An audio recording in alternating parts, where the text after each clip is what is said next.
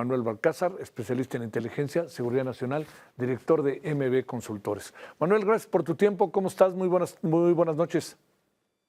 Buenas noches, Javier. Un gusto saludarte a ti y a nuestro auditorio. Gracias. ¿Cómo A ves? tus órdenes. O sea, yo decía, Manuel, no en un como agorero del desastre, pero decía, pues como dice una cosa, dice otra cosa. Pero ¿cómo ves las cosas? Pues, ¿cómo ves todo lo que dijo, la reacción de la presidenta y que realmente seguimos sin dar un golpe fuerte a los cárteles de la droga, o por lo menos esa es mi impresión?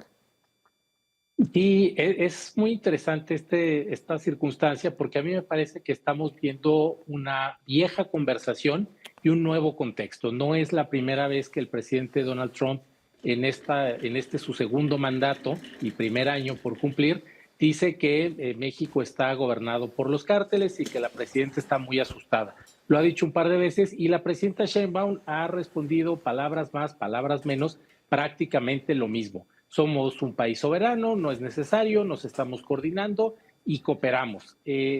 Aquí me parece que todo funciona como lo hemos visto meses antes. Sin embargo, tenemos contexto lo que ocurrió en Venezuela, donde pudieron extraer a Nicolás Maduro perfectamente bien, y el tema de los cárteles, pues sí, siguió a esta acción militar norteamericana en Venezuela, y como que Donald Trump, me parece, aprovechó el foro para ir posicionando este nuevo discurso, pero también en el tema de los cárteles, a pesar de que se diluye la acusación del cártel de los soles contra Nicolás Maduro, pues Estados Unidos tiene en su sistema de justicia a varios de los operadores hemisféricos relacionados con el narcotráfico. Tiene al Chapo Guzmán, tiene a dos de sus hijos, tuvo a Emma Coronel, que aceptó los cargos y después fue liberada, y tiene también ahora a Nicolás Maduro, que en las acusaciones que presentó la Fiscalía, pues señalaba a México también, y tanto a los Zetas como al cártel de Sinaloa. Entonces,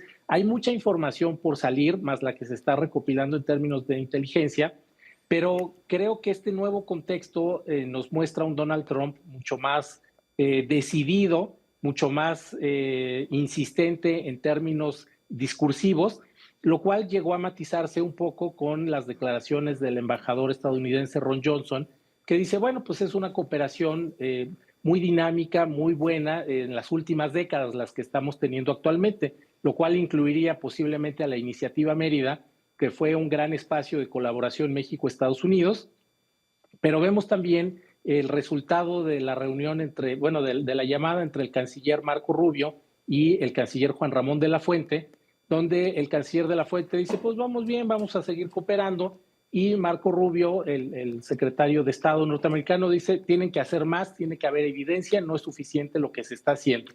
Y a mí me lleva a plantearte, a ti y al auditorio, un tema que me parece muy importante. No se están entendiendo, están hablando de cosas distintas. Mientras para Estados Unidos los cárteles, que ya los clasificó como terroristas, es un asunto de seguridad hemisférica, para México es un asunto de seguridad pública. Entonces, si Estados Unidos le está concediendo uno de los máximos intereses al tema, México lo circunscribe a un problema de seguridad pública, y lo ves cuando el canciller de la Fuente dice, pues estamos trabajando el programa de seguridad fronteriza. Los cárteles no es un tema que se circunscriba estrictamente a la frontera México-Estados Unidos.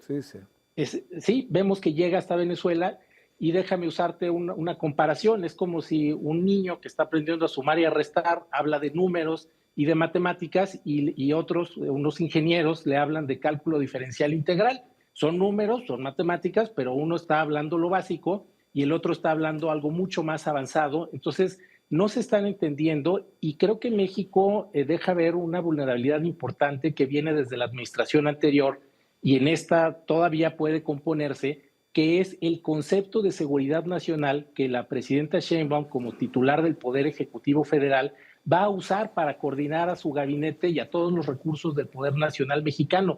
Eso no lo hemos visto, no hay programa para la seguridad nacional en México, que manda la ley en la materia, no lo sacó el expresidente López Obrador, y ahora la presidenta Sheinbaum tiene esa posibilidad, pero necesitan también reactivar la Comisión Bicameral de Seguridad Nacional en el Poder Legislativo y al Consejo de Seguridad Nacional, que son herramientas muy poderosas que me parece a mí no están tan familiarizados los funcionarios actuales, y hace que el nivel sea pues de seguridad pública y dejamos de lado la seguridad interior, la seguridad nacional, la seguridad binacional y la seguridad regional. Y Estados Unidos te habla de seguridad hemisférica. Entonces, sí, yo creo que ahí están haciendo cosas interesantes, pero lo que se planteó en la estrategia mexicana de seguridad, que es consolidar la Guardia Nacional, atender las causas, generar más inteligencia y coordinación con los estados, pues pareciera que está llegando a su límite. Digo, últimamente vimos a la presidenta Sheinbaum saliendo a varias entidades de la República, Morelos, Guerrero, un poco quizá como para fomentar esa coordinación, pero el tema va mucho más allá de un asunto que se circunscriba únicamente al despliegue policial y militar. Y creo que ahí está un asunto muy importante que México tiene que dimensionar para poder dar una respuesta, dijéramos, balanceada de acuerdo a las expectativas de Estados Unidos. Híjole, a ver. Oye, pero también hay otra parte. Cada vez aparece más ahí en los comentarios, sobre todo de algunos legisladores, congresistas, el hecho de que México no tiene control sobre ciertas partes del territorio. Y entonces dicen, pues que le apliquen a México, ¿por qué en México no se aplica también la soberanía en esos casos? Sí, ese es un debate muy interesante porque efectivamente hay zonas, te digo, Sinaloa, por ejemplo, que pareciera que por momentos, bueno, no por momentos, o sea, existe un gobierno paralelo que es el que tiene el crimen organizado y esto se contextualiza con las lamentables declaraciones de una funcionaria partidista de Morena en la Ciudad de México, donde decía que el narcotráfico es de los principales empleadores en el país, citando a un estudio académico de manera errónea, me parece a mí, que lo único que hace es darnos cuenta de la dimensión que tiene el problema y que requiere no solo despliegue policíaco y militar, requiere toda la parte, ya se ha estudiado bien, de inteligencia financiera, de ir recortando los recursos, toda la parte de sanciones, de combate a la corrupción, donde los funcionarios de los tres órdenes de gobierno pues han estado involucrados en casos de complicidad con el crimen. Y esto permite que veamos los convoyes desplegándose por distintos puntos de la geografía nacional. Todavía el fin de semana pasado en Río Bravo hubo un brote de violencia importante y son lugares que pues colindan con Texas Sí. y que necesariamente se enteran los legisladores estadounidenses y la gente en México estamos sufriendo en distintas maneras porque aunque ha habido un cambio importante y se ha dado un manejo técnico a la seguridad con la presidenta Sheinbaum, lo que se dejó de hacer fue insuficiente y los grupos criminales también están vinculados con actores políticos de distintos partidos, pero en este caso el partido mayoritario pues es Morena y a ellos les toca esta mayor parte donde hay señalamientos contra presidentes municipales, síndicos, regidores, acusaciones contra gobernadores, eventualmente funcionarios federales y no hay sanciones. Eso también es como demasiado desconcertante. En los casos, por ejemplo, en el SAT hubo un caso de un funcionario que pues destacó por niveles extraordinarios de riqueza mientras las aduanas dejaban entrar el huachicol fiscal y únicamente lo despidieron, no hay sanciones. Entonces también creo que Estados Unidos, que tiene una lectura de seguridad hemisférica del tema de crimen organizado y cárteles, está viendo cómo se vincula el huachicol fiscal con la compra de armas, con el trasiego de hidrocarburos, con el financiamiento de la droga y con el apoyo en ocasiones a campañas políticas. Digo, está el caso también de Raúl Muñoz, Cantú, Cantú Muñoz, Rocha. me parece, Rocha, exacto. Sí, Raúl Muñoz Rocha. Raúl Muñoz Rocha, exactamente, que está en calidad de prófugo y que se le acusa de introducir nada más y nada menos que drogas y armas por la frontera sur mexicana hacia el centro del país con el presunto apoyo de grupos políticos. Digo, tienes a Hernán Bermúdez y la Barredora. Entonces, hay muchos elementos que señalan una posible complicidad entre grupos políticos y criminales que ni siquiera se están investigando, se investigan, pareciera en el menor nivel posible. Y ahí creo que sí es muy importante, como parte de este escalamiento o actualización de la política mexicana contra el crimen, entender que es un asunto de seguridad nacional que amerita muchísimos más recursos de los que se le están destinando, donde es necesario cortar estas alianzas político-partidistas que tuvieran vínculos con el crimen. Es necesario también empezar a hacer aseguramientos en temas financieros. Es necesario depurar las corporaciones de policía, porque de repente ves que aseguran o detienen a los policías del municipio X,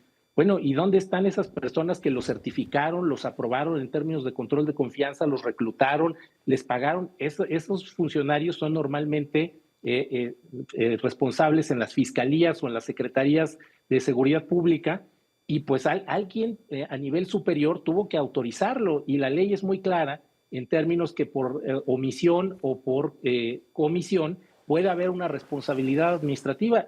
Y aquí pareciera que es como un borrón y cuenta nueva y Sí. los que llegan hacen como que no vieron, pero todo eso permite que los cárteles operen en total impunidad y Estados Unidos pues no deja que se le pase nada de esto y pareciera ser, después de lo que vimos en Venezuela, pues que sí hay estados nacionales en el hemisferio occidental que usan al crimen organizado como grupo disruptivo asimétrico de presión para empezar a generar inestabilidad en otras latitudes, como es el caso de Estados Unidos, que también empieza a debatir si las drogas sintéticas son un arma química o no.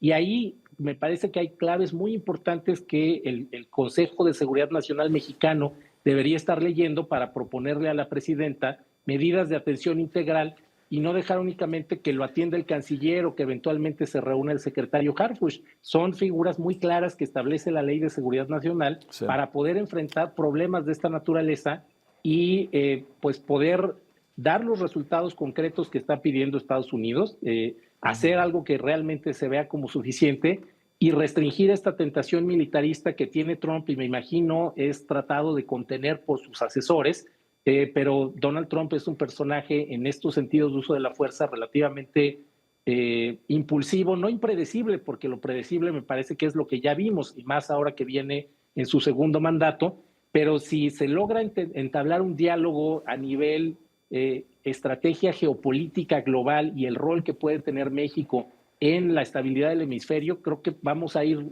un paso adelante. Mientras sigamos pensando que con que detengamos a los generadores de violencia o disminuyamos los homicidios dolosos, ya tenemos una estabilidad garantizada, pues no vamos a llegar a ningún punto sólido y vamos a tener siempre este riesgo latente que puedan realizar una acción unilateral en términos de uso de fuerza. Y aquí podría ser, porque recordemos lo que pasa con Nicolás Maduro, sí va el Departamento hoy de Guerra de Estados Unidos antes de Defensa, pero también hay un agente de la DEA junto a él. Entonces, no necesariamente una acción contra los carteles tendría que ser estrictamente militar, también puede ser por las agencias civiles de seguridad y cumplimiento de la ley en Estados Unidos, y creo que el tiempo nos está ganando, quizá no tengamos todo el 2026 para poder seguir usando el discurso, y ahí creo que estamos como muy a tiempo para empezar a entablar un diálogo en otro lenguaje que no sea en términos básicos de seguridad pública,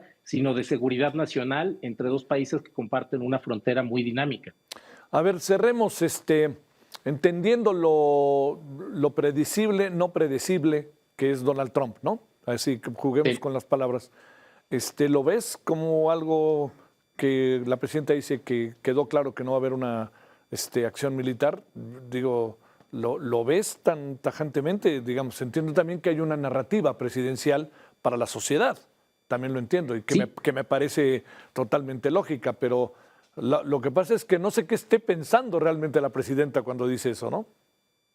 Sí, mira, a mí me parece que en los términos formales de presidenta y presidente hablando, pues sí, dijeron cada uno lo que tenían que decir y les corresponde, pero esto no reduce la probabilidad de una acción de fuerza unilateral de Estados Unidos que hoy en el 2026 es un poco más alta de lo que era en 2025 y me atrevería yo a decir que estamos más o menos entre un 60-65% de probabilidad que ocurra una intervención unilateral de fuerza de parte de Estados Unidos si México no hace ajustes importantes que tienen que ver con cómo conceptualiza la seguridad nacional, qué recursos canaliza, qué despliegue va a hacer y cómo los resultados que se obtengan los va usando en la negociación con Estados Unidos, en las que la parte de política exterior es fundamental. Pero tú ves esta semana que pasó el Servicio Exterior Mexicano quejándose que no le habían pagado la quincena. Entonces, ¿cómo quieres desplegar tus capacidades diplomáticas en el exterior